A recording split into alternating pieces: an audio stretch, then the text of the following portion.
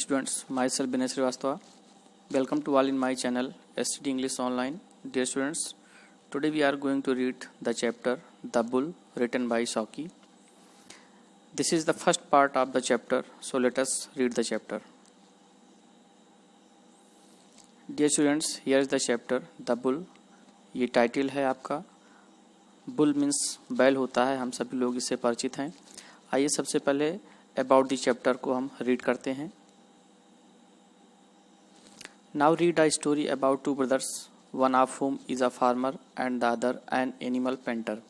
आइए हम एक स्टोरी पढ़ते हैं अबाउट टू ब्रदर्स, जो दो भाइयों के बीच में है. और ये दोनों भाई होते हैं, ये स्टेप ब्रदर्स होते हैं, मीन्स दोनों सौतेले भाई होते हैं. One of whom is a farmer, जिसमें से एक भाई किसान होता है, and the other N animal painter, और जो दूसरा होता है वो एक पशु चित्रकार होता है. इन्हीं दोनों भाइयों के बारे में और इनका जो एक ऑक्यूपेशन है, इनका जो एक बिजनेस है, इनके बिजनेस के बारे में हमें इस स्टोरी में पढ़ने को मिलेगा. दोनों भाइयों के बीच में काफ़ी मिसअंडरस्टैंडिंग होती है. दोनों भाई एक दूसरे को नीचा दिखाने के लिए अपनी अपनी कोशिशें किया करते हैं.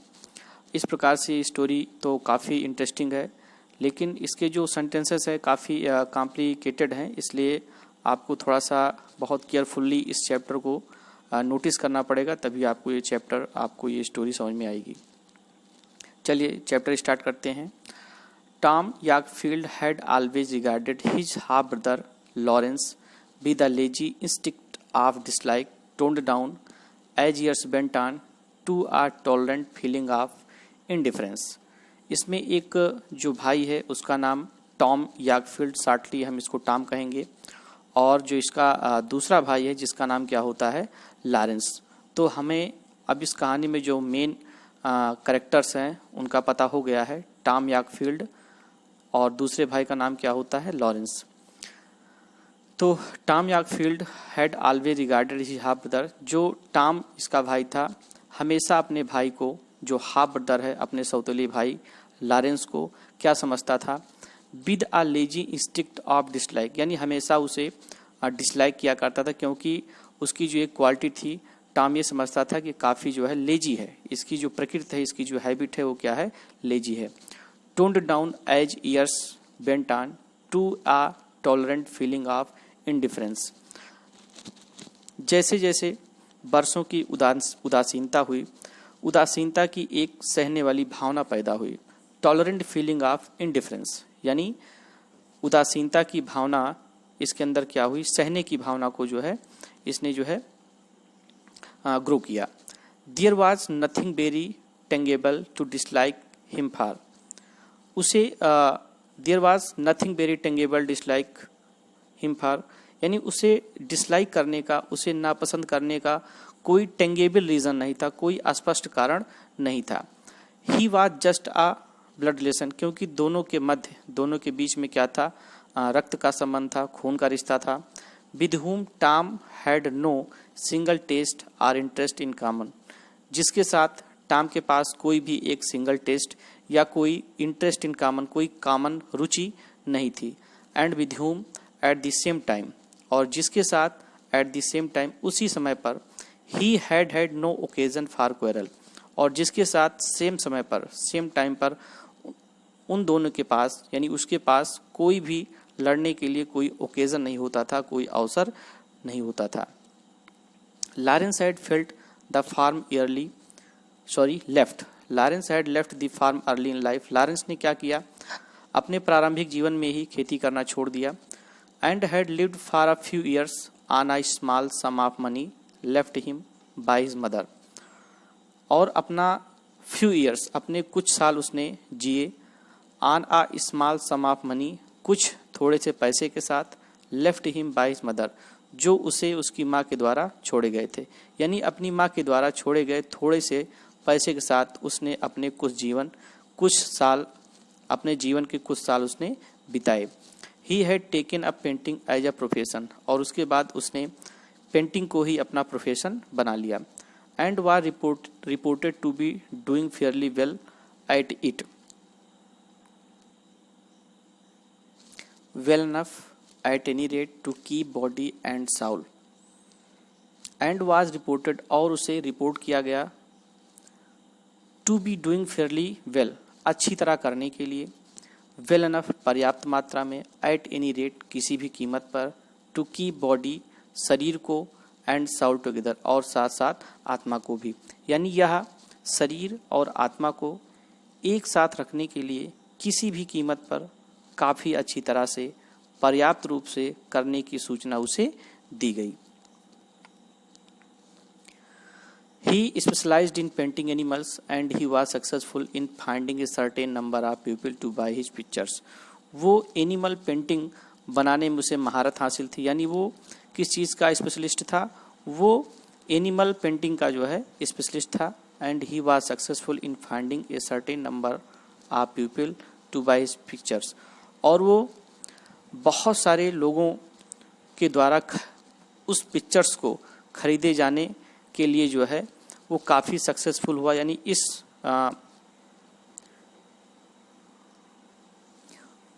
वो अपनी पिक्चर्स को सेलिंग करने में वो क्या हुआ, काफ़ी सफल हुआ। Tom felt A comforting sense of assured superiority in contrasting his position with that of his half-brother. Lawrence was an artist chap, just that and nothing more. Though you might make it sound more important by calling him an animal painter. Tom was a farmer, not in a very big way, it was true, but the Helseri farm had been in the family for some generation, and it had a good reputation for the stock raised on it. Tom felt a comforting sense of assured superiority in contrasting his position. यानी Tom ने अपने सौतेले भाई के साथ अपनी position के विपरीत आश्वासन दिया, साथ ही श्रेष्ठता का एक सुकून फील किया। Lawrence was an artist chap, Lawrence एक कलाकार और एक चैप एक अध्यापक थे। जस्ट दैट, बस यही, एंड नथिंग मोर, और इससे ज़्यादा कुछ नहीं। Though you might make it sound more important by calling him an animal painter, फिर भी आप इसे पशु चित्रकार, एनिमल पेंटर, इसे पशु चित्रकार कहकर इसे और भी इम्पॉर्टेंट बना सकते हैं और भी महत्वपूर्ण बना सकते हैं। Tom was a farmer, Tom एक किसान था। Not in a very big way, बहुत बड़े तरीके से नहीं। इट वाज ट्रू, ये सच था। But the Hillary farm had been in the family for some generation, लेकिन कुछ पीढ़ी के लिए परिवार में हिलेरी फार्म था, और it had a good reputation for the stock raised on it, और इस पर उठाए गए स्टॉक के लिए इसकी अच्छी रेपुटेशन थी, इसका एक अच्छा बैकग्राउंड था। Tom had done his best with the little capital at his command, Tom ने अपना पूरा प्रयास किया with the little capital at his command, अपनी छोटी सी पूंजी के साथ, टू मेंटेन करने के लिए, एंड इम्प्रूव करने के लिए, the standard of his small heard of cattle, अपने छोटे से पशुओं के हर्ड के झुंड के स्टैंडर्ड को, स्तर को इम्प्रूव करने के लिए। यानी टॉम ने अपने छोटे से जानवरों के झुंड के मानक को बनाए रखने और सुधारने के लिए अपने आदेश पर छोटी पूंजी के साथ अपना सर्वश्रेष्ठ प्रदर्शन किया। And in Clover Fairy he had bred a bull which was something rather better than any that his immediate neighbours could saw, और क्लोवर फेरी में उसने एक बैल को बांध दिया जो कि किसी भी चीज से बेहतर था जो कि उसके निकटवर्ती पड़ोसी दिखा सकते थे।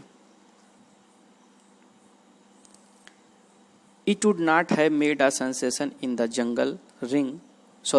ring at an important cattle show. यह एक महत्वपूर्ण मवेशी शो में जजिंग रिंग में सनसनी नहीं बना सकता था। But it was as vigorous, shapely and healthy a young animal as any small practical farmer could wish to possess. लेकिन यह उतना ही विगोरस, पावरफुल, तेज और स्वस्थ जानवर था, जितना कि कोई भी छोटा व्यवहारिक किसान उसे विश कर सकता है, उसे चाह सकता है, उसे चाहने की इच्छा रख सकता है।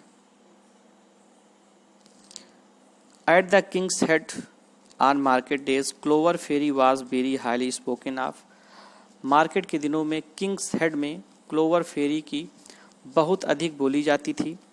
And Yorkfield used to declare that he would not part with him for 100 pounds. और यॉर्कफील्ड घोषणा करता था, अनाउंस करता था कि वह उसके साथ 100 पाउंड्स के लिए भाग नहीं लेगा। ए 100 पैसा is a lot of money in the small farming line. 100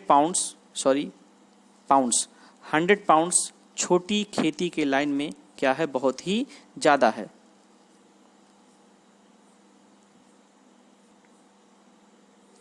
and probably anything over 80 would have tempted him. और शायद 80 से अधिक कुछ भी उसे टेम्प्टेड कर सकता है, उसे लुभा सकता है। It was with some special pleasure that Tom took advantage of one of Lawrence's later visits to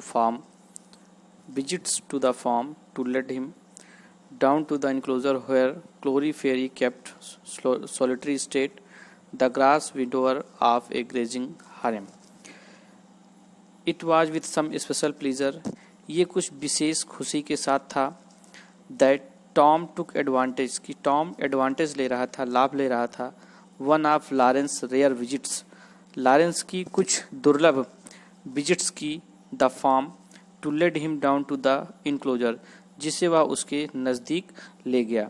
मतलब यह कुछ विशेष खुशी के साथ था कि टॉम ने लॉरेंस की दुर्लभ यात्राओं में से एक का एडवांटेज लिया, एक का फ़ायदा उठाया और उसे उस बाड़े तक ले गया where Clover Fairy kept solitary state, जहां पर क्लोवर फेरी ने एकांत अवस्था में the grass widower of grazing harem, एकांत अवस्था में घास चरने वाले घास के चौड़े हिस्से को रखा था।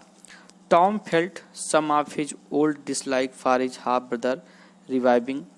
टॉम ने अपने सौतेले भाई को रिवाइविंग करने के लिए यानी पुनर्जीवित करने के लिए अपनी कुछ पुरानी नापसंदगी को महसूस की। The artist was becoming more languid in his manner. वो जो आर्टिस्ट था, वो जो कलाकार था, वो अपने तरीके से और अधिक सुस्त होता जा रहा था। मोर अनसुटेबिलिटी टर्न आउट इन अटायर, और उसका जो अटायर था, जो उसका पोशाक पहनावा था, वो भी अनअपेक्षित रूप से क्या हो गया था, बदल गया था।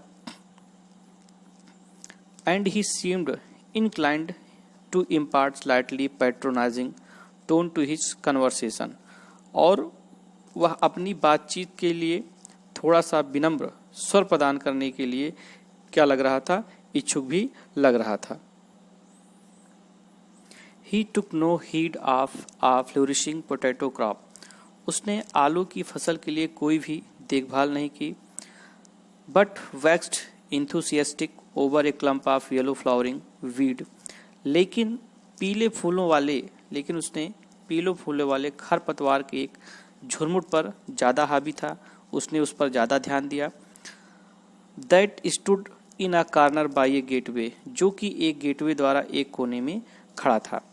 Which was rather galling to the owner of a really very well weeded farm, जो कि वास्तव में बहुत अच्छी तरह से खरपतवार वाले खेत के मालिक को काफ़ी एनवाइंग कर रहा था, काफ़ी गैलिंग कर रहा था।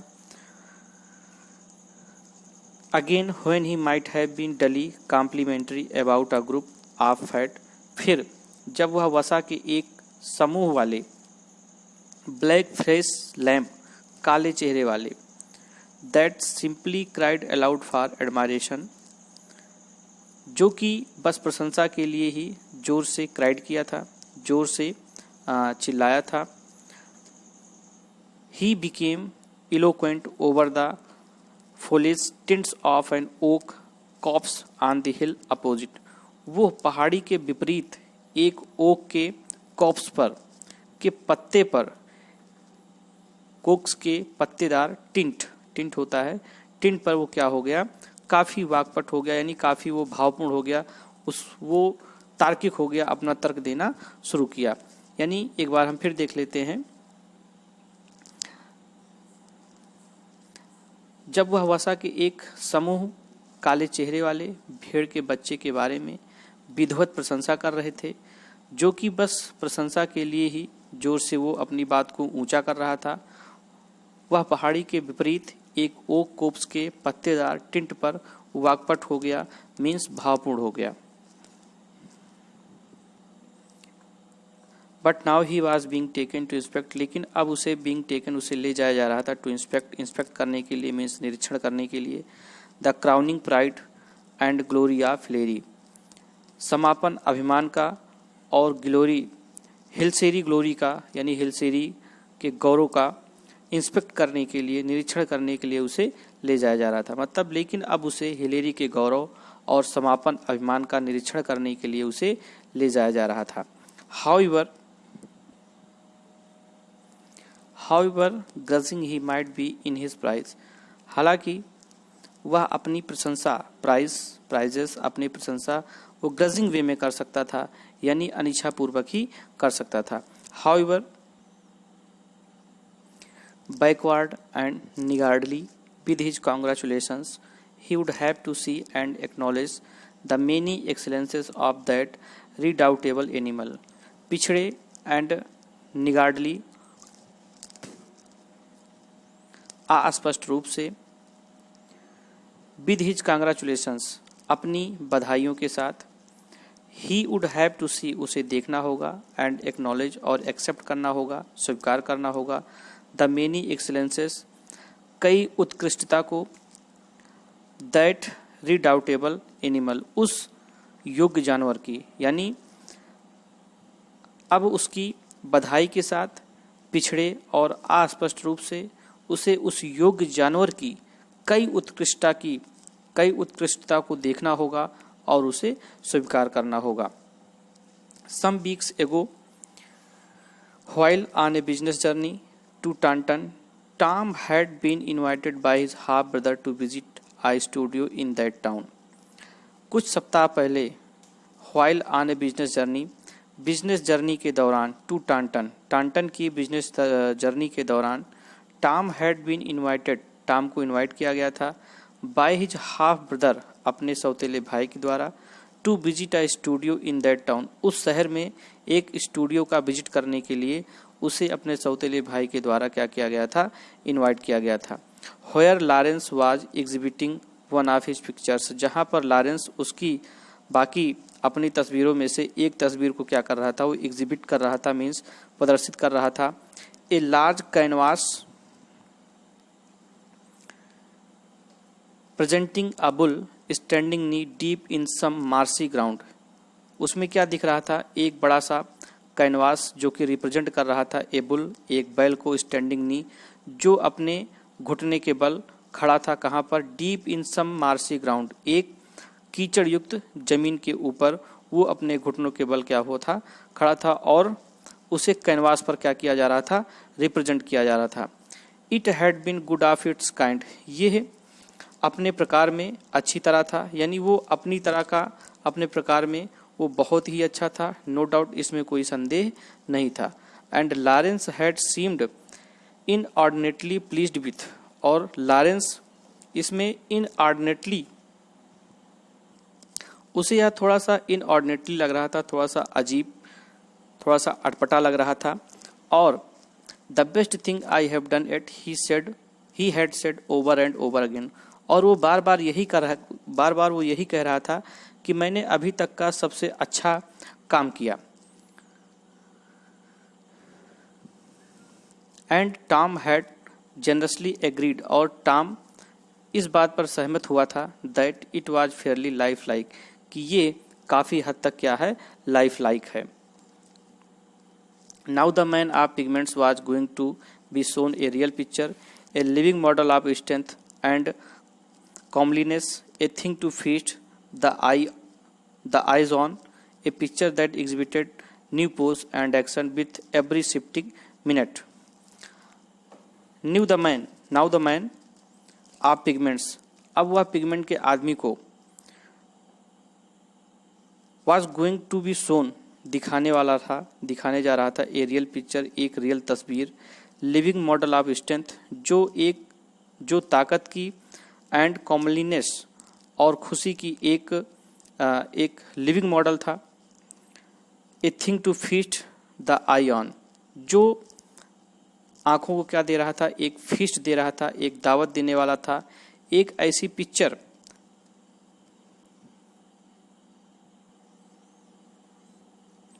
दैट एग्जिबिटेड, जो प्रदर्शित कर रहा था, दर्शा रहा था, ए न्यू पोज, नए पोज को, and action with every shifting minute, और प्रत्येक शिफ्टिंग मिनट के साथ उसके एक्शन को क्या कर रहा था, दर्शा रहा था. इंस्टेड ऑफ स्टैंडिंग ग्लूड, खड़े होने के बजाय, glued into one unwearying attitude, चिपकी हुई, अनवेयरिंग एटीट्यूड, अपरिवर्तनशील एटीट्यूड के साथ, between the four walls of the frame, चार वॉल्स की एक फ्रेम के साथ क्या था, बिल्कुल चिपका हुआ था. किस तरह, इंस्टेड ऑफ स्टैंडिंग, खड़े होने के बजाय, यानी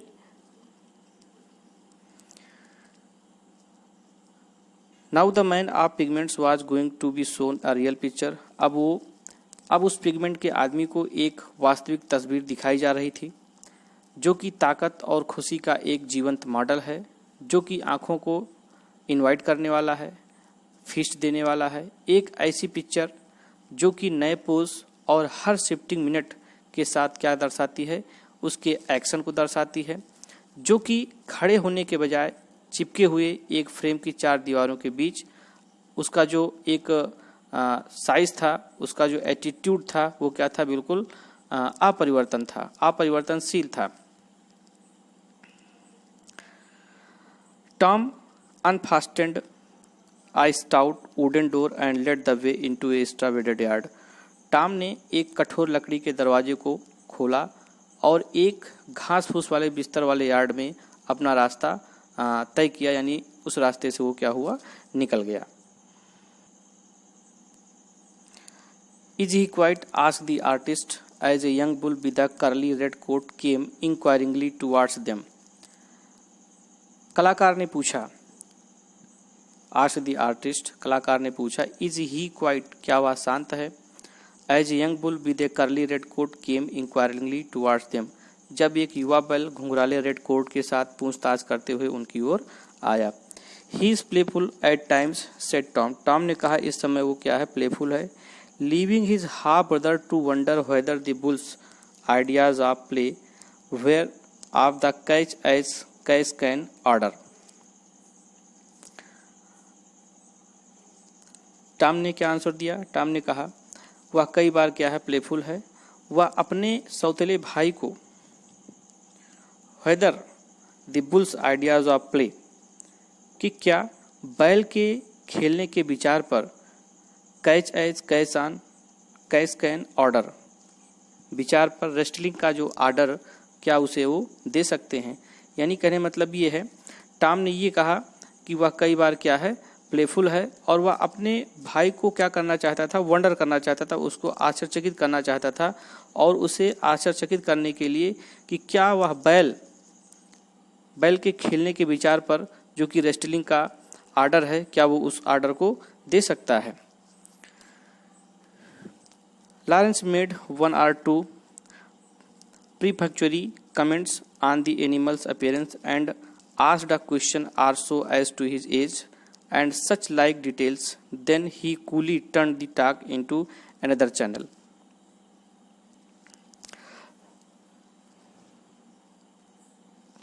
लॉरेंस ने 1 on the animal's appearance, Lawrence ने उस एनिमल के अपीयरेंस के लिए 1 या 2 परफेक्चुअरी कमेंट्स, यानी कुछ 1 या 2 परफेक्ट कमेंट्स किए. एंड आस्क्ड अ क्वेश्चन, और एक प्रश्न पूछा, also as to his age, जैसे कि उसकी उम्र, एंड सच लाइक डिटेल्स, और इस प्रकार की बाकी अन्य details. Then he coolly turn the talk into another channel, फिर उन्होंने इस बात को दूसरे चैनल में क्या कर दिया, कन्वर्ट कर दिया, यानी चेंज किया, यानी उसने उस बात को क्या कर दिया, बदल दिया। Do you remember the picture I showed you at Taunton, he asked. उसने फिर पूछा, क्या आपको रिमेंबर याद है द पिक्चर, वो पिक्चर आई शोड यू जिसे मैंने आपको दिखाया था, एट टाउनटन, कहाँ दिखाया था, टाउनटन पे दिखाया था। एस ग्रांटेड टॉम, टॉम ने स्वीकार किया, एक्सेप्ट किया, यानी आंसर दिया, कहा एस, और किस प्रकार से आंसर दिया, ग्रांटेड, यानी भुनभुनाते हुए। A white faced bull standing in some slush, और क्या उत्तर दिया कि एक सफेद चेहरे वाला बुल जो कि कहाँ पर खड़ा हुआ था, कीचड़ में खड़ा हुआ था। Do not admire those Herefords much myself, और आगे क्या कहा कि उन जानवरों की प्रशंसा ना करें जो खुद अपने आप में ही क्या हो, बहुत ही ज्यादा हो। बल्कि लुकिंग ब्रूट्स, वो जो जानवर था किस प्रकार दिख रहा था, बल्कि लुकिंग ब्रूट्स, वो बेढंग दिख रहा था, और do not seem to have much life in them, और ऐसा लग रहा था कि इसमें कोई विशेष जान नहीं है। Dear say they are easier to paint that way, now this young beggar is on the move all the time, are not you Fairy. They are easier, way उस तरह से पेंट करना क्या है, आसान है। किस प्रकार से, उस प्रकार से पेंट करना आसान है। टू पेंट दैट वे, उस प्रकार से पेंट करना क्या है, आसान है। Now this young beggar is on the move all the time, अब यह युवा भिखारी हर समय क्या है, एक कदम पर है, यानी बिल्कुल मूव ऑल, अग्रसर है। आर नॉट यू फेरी, क्या आप फेरी नहीं है।